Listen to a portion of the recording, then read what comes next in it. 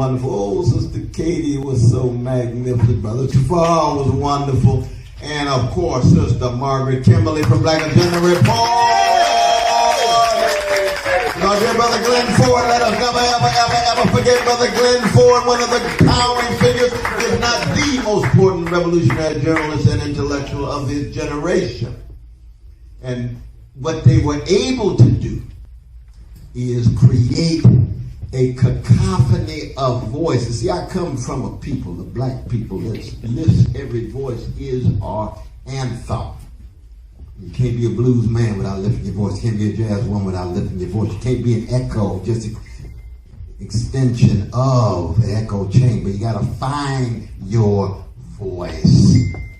And what this gathering is all about, what makes this gathering so priceless and so precious, is not just we never heard Brother Roger play the piano in public in the history of the world. That's already historical right there.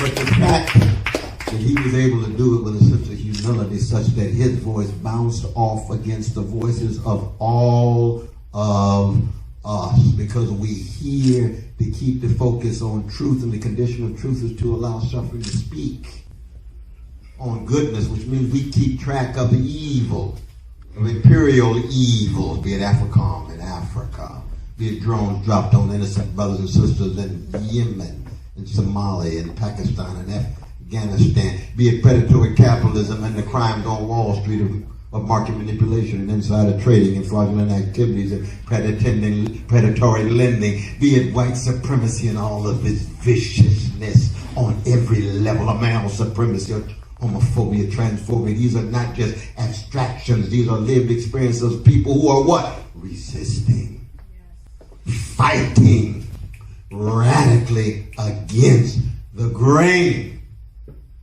And then to situate it into bars was so deep.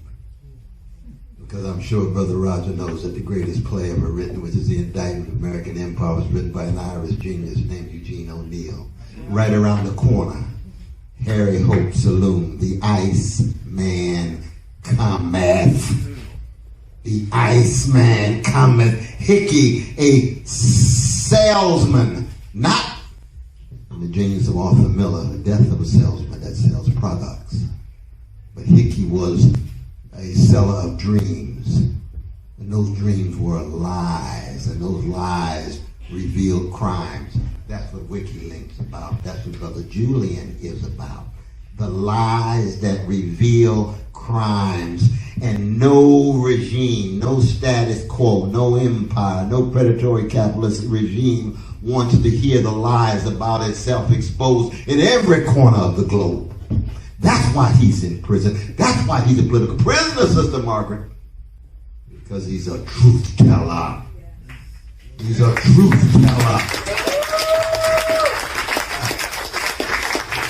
You see, I come from a people of black people who've been chronically hated for 400 years, but keep dishing out love warriors every generation, be it the love supreme of John Coltrane, or be it love and the need of love of Stevie Wonder, or be it what's going on with Marvin Gaye or Martin Luther King Jr., Malcolm X. Those are love warriors at the deepest level, because what? They simply wanted to bear witness to the truth and allow the suffering to speak. If they were criminalized, assassinated, incarcerated, marginalized, debased, misconstrued, and misunderstood, and yet in the end, we know they stood tall. That's why we're here in this place, to stand tall for our brother Julian Assange. Oh yeah. There's another great bar in the history of American literature, and it's called The Green Hat, written by a genius in her 20s from the south side of Chicago named Lorraine Hansberry, and A Raisin in the Sun. And don't get it twisted, it was not some tale about upward social mobility, black folk trying to gain access to some vanilla suburb. No, it started with the death of old man Claude. It started with the death of their boy and what they gonna do with the money given that he's died.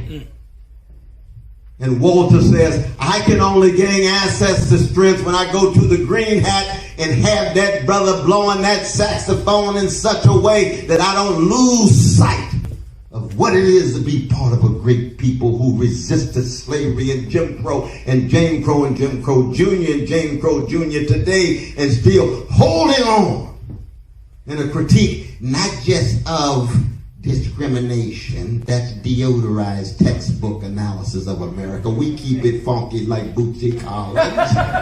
We keep it funky like James Brown and Aretha Franklin. And the funk says that discrimination is parasitic on a predatory capitalist project of a settler colonial experiment that has militarism all around the world and attempts to reshape the whole globe in its interest and in its image, and it leads towards the blowing up of the planet.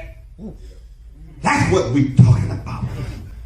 And that's why when you hear the music of Brother Roger and the connection at the deep human level of artistic expression, spiritual fortitude, moral courage, and a sense of humor, which is a sense of humanity, which allows us to enact a solidarity. That's what's happening tonight. We thank you, Brother Randy, for all of your vision and your work. Let us